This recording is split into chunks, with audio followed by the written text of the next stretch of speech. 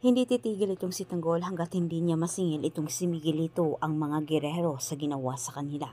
Kaya't sinabi ni Tanggol sa kanyang mga kaibigan ang kanyang plano na kailangan umano niya ng mga mata sa loob ng mga gerero. Nagtatago itong si Tanggol pero nagawa pa rin niya itong balaan ang kanyang lola Tinding. Anya nito kailangan umanong mag-ingat ng kanyang lola dahil sigurado siya na ito ang gagamitin umano ng kanyang mga kalaban para siya'y mapalabas sa lungga.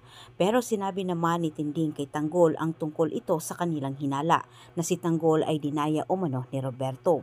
Sabi ni Tanggol hindi na umano magbabago kung iyon ang gawain ng mga gerero pero siya'y pagkatiwalaan umano ng kanyang lola dahil meron na umano siyang ginagawa para lumabas ang totoo. Ngunit sinabihan ni Tinding itong si Tanggol sa nakita niyang solusyon para makatulong umano kay Tanggol itong si Gustavo.